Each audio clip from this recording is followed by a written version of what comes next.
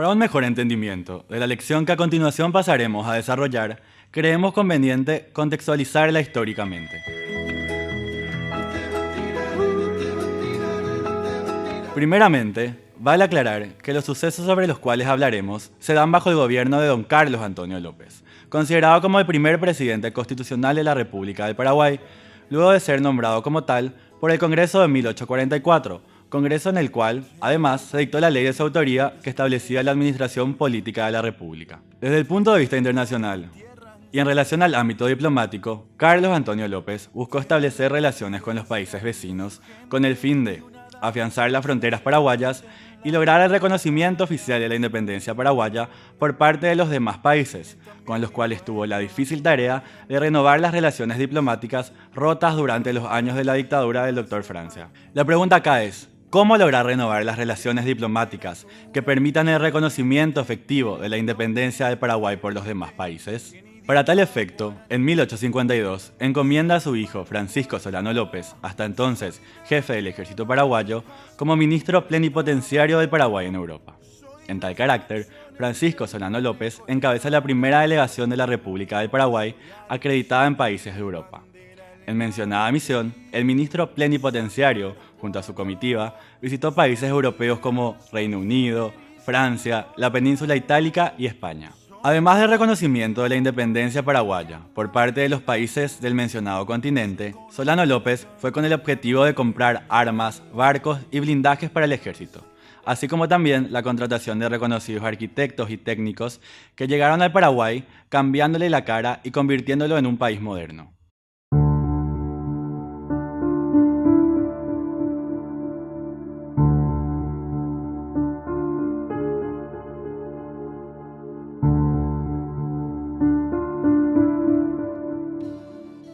Con respecto a España, Francisco Solano López llevaba el importante encargo de negociar un tratado de amistad que pusiera término a todo conflicto, disputa o divergencia con la corona y así lograr el establecimiento de buenas y cordiales relaciones entre ambos países. El tratado no se pudo ajustar a causa de las exigencias presentadas por España, esencialmente en lo relativo a la nacionalidad de los españoles residentes en el Paraguay y de sus nacidos en el país.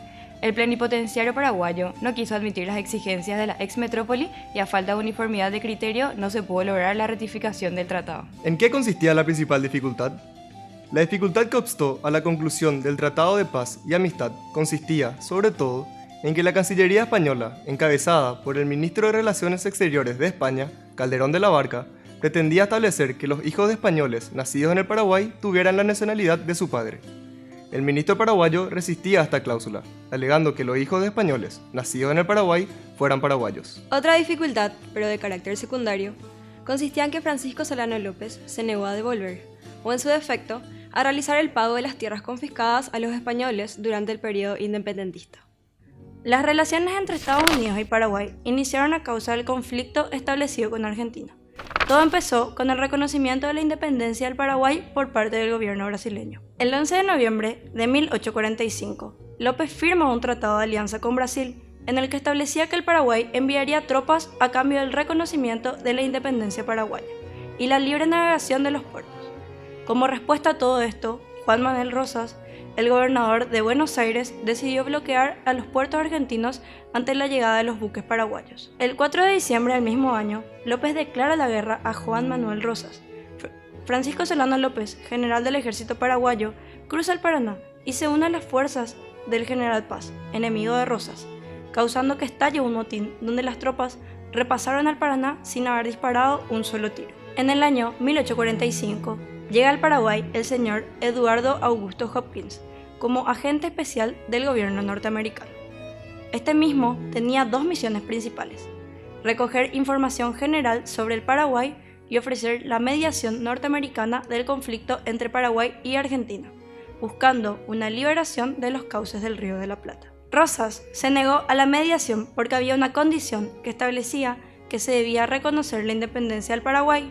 Entonces, este se retira sin éxito. Ante este fracaso, llega Joseph Graham para finalizar el trabajo de Hopkins. Viaja a Argentina para mediar el conflicto pasado, que terminó fracasando nuevamente por la oposición de Rosas. Más tarde, llega John Pendleton, con la misión de recabar información sobre el conflicto ocasionado y reconocer internacionalmente la independencia del Paraguay. El 4 de marzo de 1853, el mismo plenipotenciario firma el primer acuerdo entre Paraguay y Estados Unidos para que se reconozca la independencia paraguaya. Sin embargo, este tratado no tuvo efecto alguno y fue sustituido por otro en 1859, donde finalmente el gobierno americano reconoce al Paraguay como un gobierno independiente.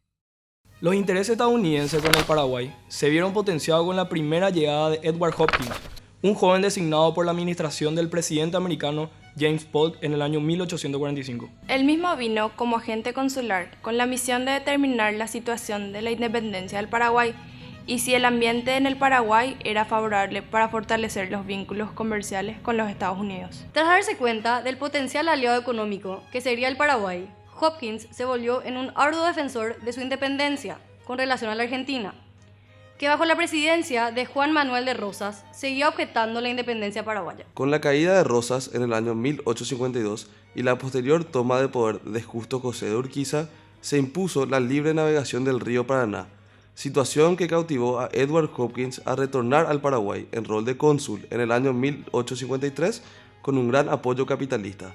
En un principio, las relaciones de Hopkins con el gobierno de Carlos Antonio López eran ideales, permitiendo que el primero emprenda numerosas iniciativas comerciales en el país.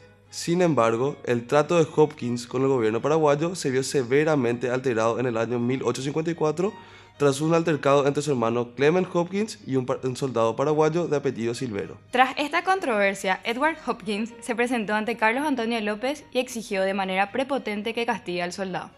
El presidente, en cambio, expulsó a Hopkins del país y mandó a cerrar sus fábricas, causando un récord importante en él contra el gobierno paraguayo, que finalmente fue dirimido por vía de un arbitraje en el cual se determinó que el Paraguay no debía indemnización alguna al estadounidense.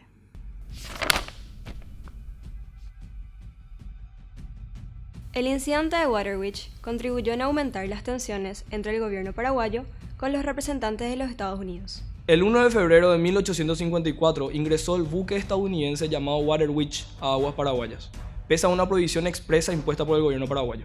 Las órdenes de retirada dadas desde el fuerte Itapurú fueron ignoradas por el comandante del Waterwitch, lo que llevó a que se disparen 3 cañonazos desde el fuerte Itapurú, acertando el tercero de ellos al buque, causando una herida mortal. Ante esta situación, el comandante del Waterwitch ordenó la retirada del buque. Con los años, el clima tenso con los Estados Unidos siguió aumentando hasta que con la llegada a la presidencia de James Buchanan se llegó al punto más complicado. En el año 1858, el presidente de los Estados Unidos mandó una flota compuesta por 20 naves, 200 cañones y más de 2.500 soldados, solicitando un resarcimiento no menor de $500.000 por el incidente de Waterwitch. Finalmente, gracias a la intermediación exitosa del presidente argentino Urquiza, la actitud pacifista de James Bowling, quien reconoció en representación de los Estados Unidos, y la destreza diplomática de Carlos Antonio López, se llegó a un acuerdo económico, en virtud del cual el Paraguay pagó la suma de $10.000 a los familiares del fallecido en el incidente de Waterwitch, dejando detrás de tal manera un conflicto que pudo haber tenido terribles repercusiones para nuestro país. Un tratado olvidado que marcó la historia del libre comercio. En el año 1860, Estados Unidos y Paraguay ratificaron un tratado considerado muy adelantado para su tiempo. Sin embargo, este fue tan olvidado que hasta el día de hoy sigue vigente. La historia de este tratado de amistad entre Estados Unidos y Paraguay se remonta al año 1855, cuando el navío estadounidense, ya mencionado anteriormente y conocido como Waterwitch, se encontraba realizando estudios en los ríos de Paraguay, Argentina y Uruguay, cuando marineros paraguayos dispararon contra el navío, asesinando así a uno de sus tripulantes. Esto ocasionó un conflicto entre ambos países y fue así que en el año 1859 el canciller de Estados Unidos, James Bowling, viajó a Asunción para resolver el problema. El presidente, Carlos Antonio López, se disculpó con el diplomático, indemnizó por los daños y ofreció un generoso tratado de amistad al país norteamericano.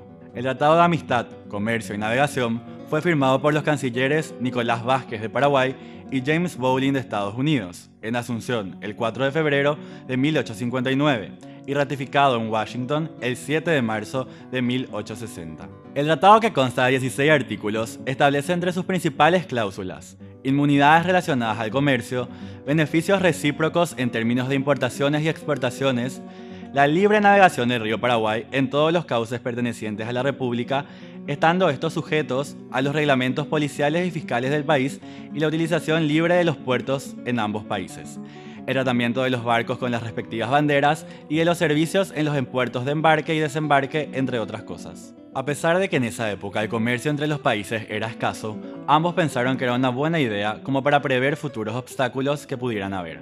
Y es por este motivo que el enviado estadounidense accedió a firmar el tratado. Por ser un tratado tan novedoso, no tardó en ser utilizado como base para otros convenios y tratados, incluyendo entre estos al mismo marco legal de la Organización Mundial del Comercio.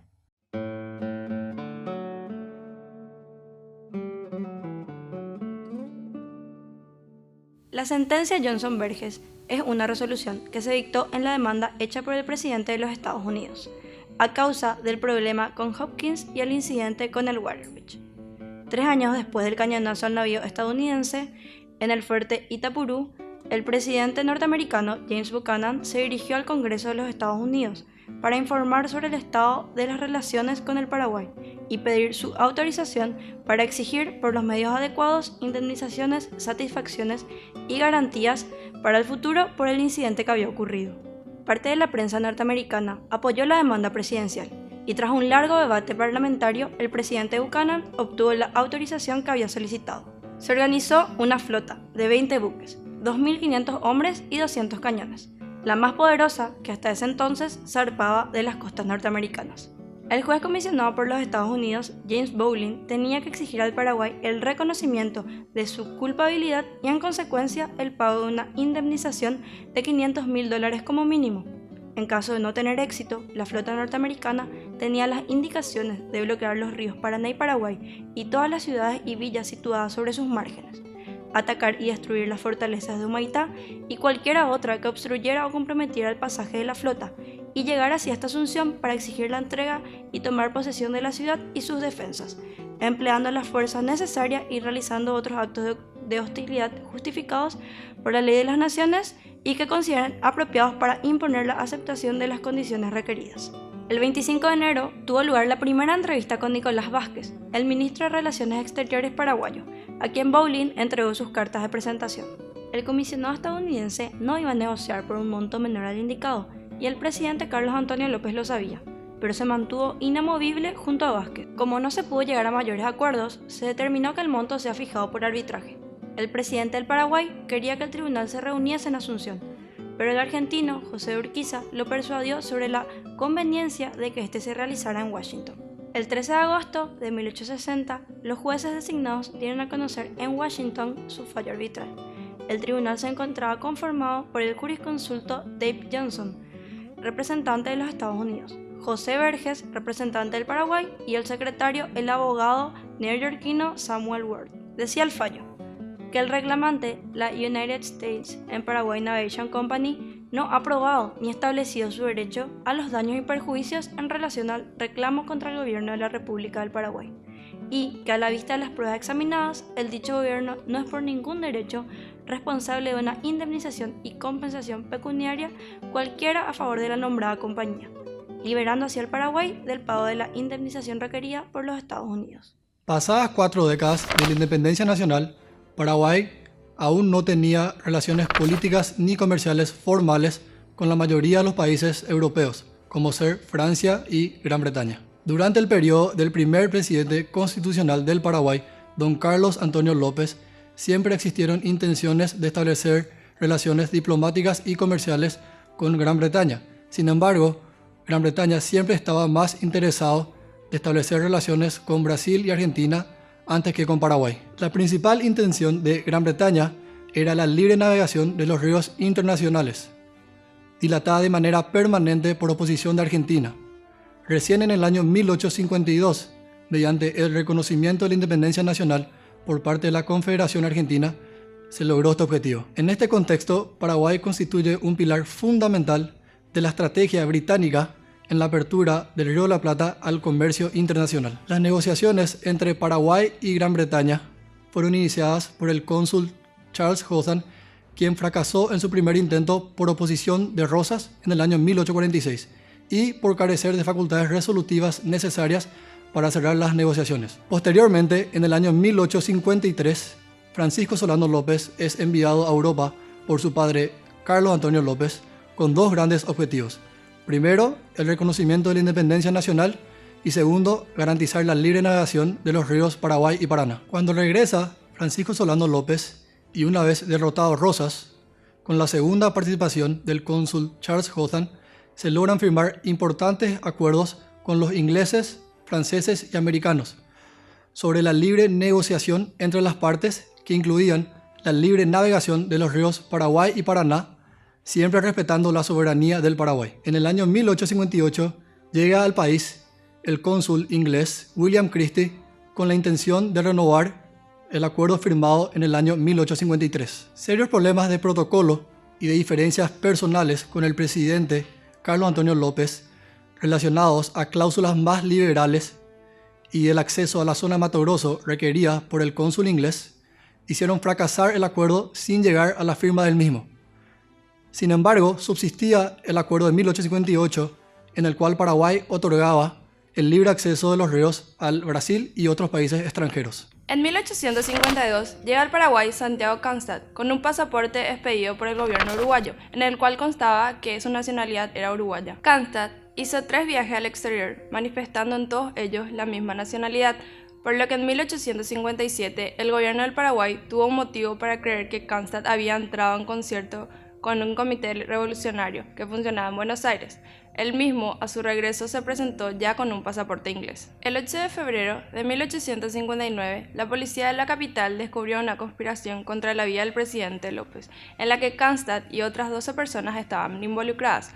Todos fueron encarcelados para ser procesados. Cánstad pidió garantías al cónsul inglés Charles Henderson y presentó una reclamación, a lo que el gobierno de López contestó que el preso seguía en proceso con otros cómplices y que de todo lo ocurrido el Paraguay iba a dar cuenta al gobierno británico. Henderson se dirigió entonces a su gobierno y se refirió de lo sucedido a su manera, solicitando lo siguiente: la inmediata libertad del preso en proceso, una indemnización proporcionada a su padecimiento y una reparación completa al gobierno británico por la falta de respeto del gobierno paraguayo a las representaciones del dicho cónsul. Estas reclamaciones debían ser admitidas en el término de 3 días, o el cónsul tenía orden de pedir su pasaporte y retirarse del país. El Paraguay entregó su pasaporte a Henderson, y los conspiradores fueron juzgados por la justicia ordinaria. 5 de ellos fueron condenados a muerte, entre ellos Cánstad, pero el presidente López indultó a 3, siendo uno de ellos el inglés. En eso ocurrió otro incidente con Gran Bretaña.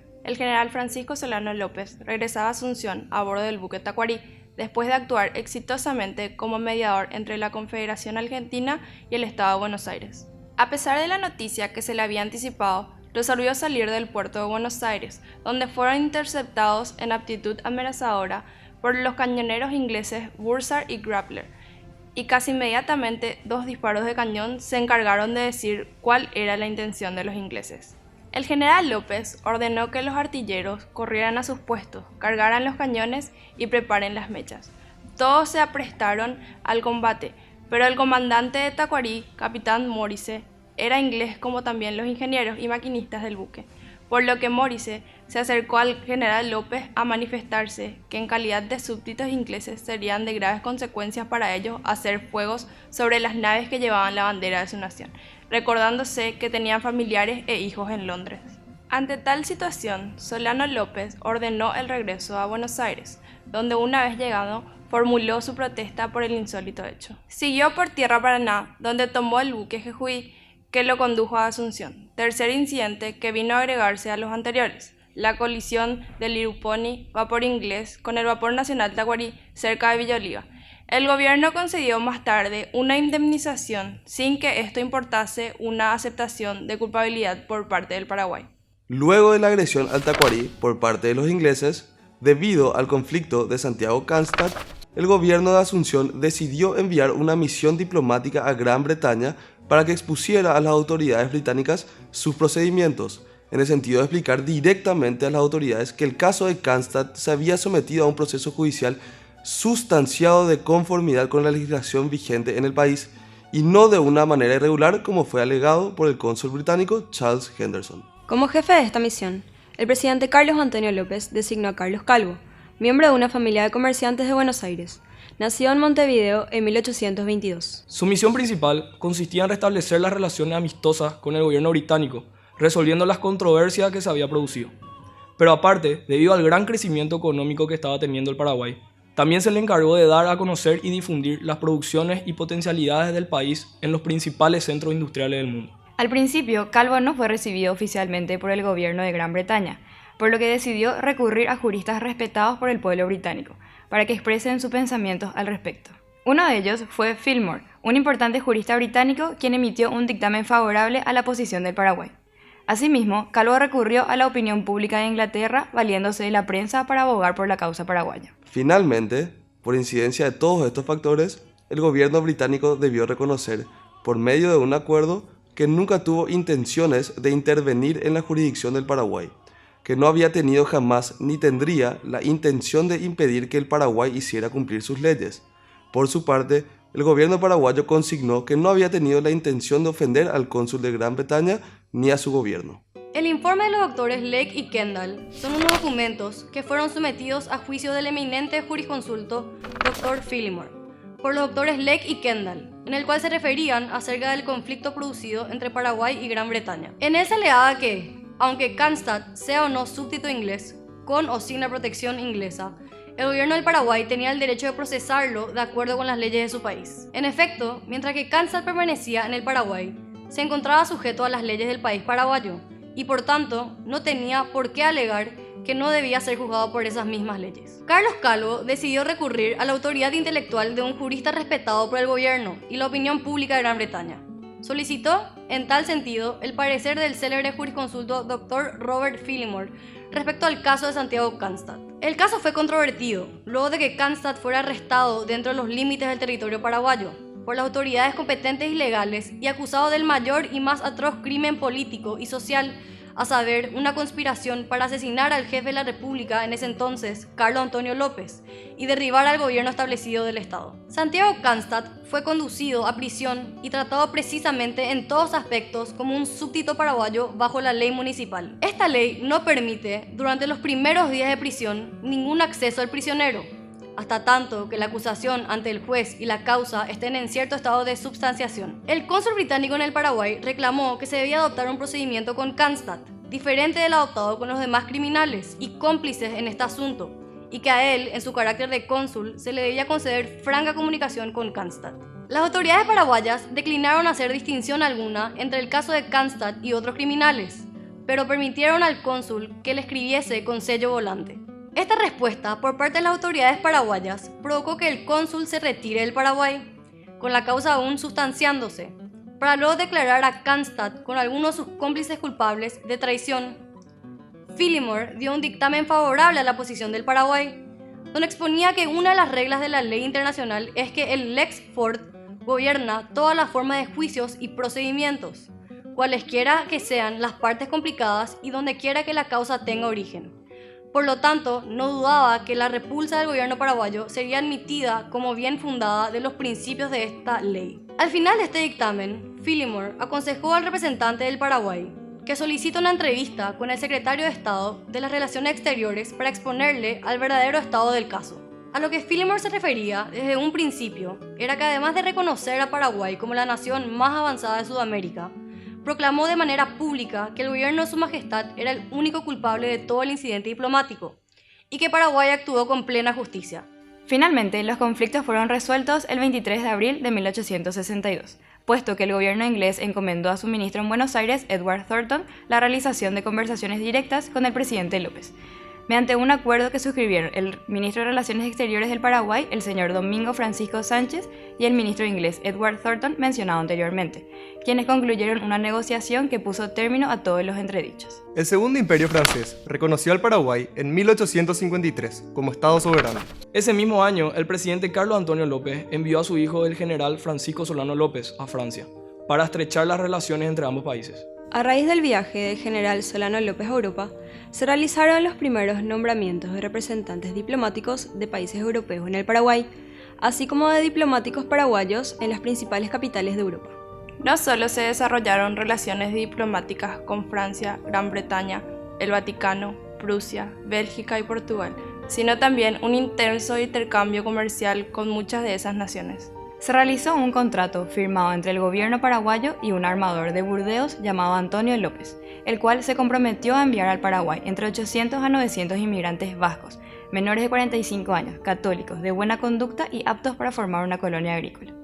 De este número previsto, solo llegaron al Paraguay 400 colonos que fueron instalados a 6 millas de la capital, en el Chaco, en la orilla derecha del río Paraguay, lugar donde con anterioridad había existido una reducción del padre Antonio Amancio González y Escobar.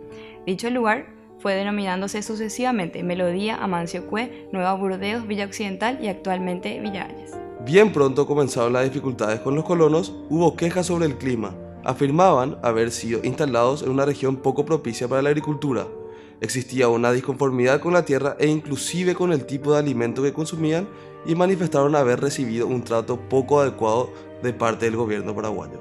En realidad, el poco adelanto alcanzado por dicha colonia se debió al incumplimiento del contrato firmado en Burdeos, pues los inmigrantes elegidos eran personas poco calificadas y además de los 400 que llegaron al Paraguay, solo 86 eran verdaderos agricultores. Diversos colonos se escaparon hacia el interior del Chaco, donde perdieron su vida luchando contra los indios y los animales salvajes. Otros, al huir, fueron apresados y para evitar un desbande se estableció la pena de muerte para los fugitivos. El gobierno de Carlos Antonio López disolvió la colonia. A los colonos se le condonó las deudas que tenían con el gobierno y posteriormente podían abandonar libremente el país. Las relaciones entre la colonia y el gobierno se habían deteriorado tanto que el presidente Carlos Antonio López no encontró otra solución que anular el contrato firmado con los colonos. Este conflicto, que produjo un intenso cambio de notas entre el conde de Bayer, que defendía a sus compatriotas, y el gobierno del Paraguay, fue comentado en la prensa americana y europea en forma muy amplia y frecuentemente poco favorable para el Paraguay. La mayoría se estableció en la Argentina. El conde de Bayer dejó el Paraguay en noviembre de 1856 para trasladarse a Puerto Rico. Negros nubarrones amenazaban el horizonte internacional. Pronto estallaría la Guerra del 64, entre el Paraguay y la Triple Alianza, Brasil, Argentina y Uruguay. Y algún tiempo después se produciría la Guerra del 70, entre Francia y Prusia.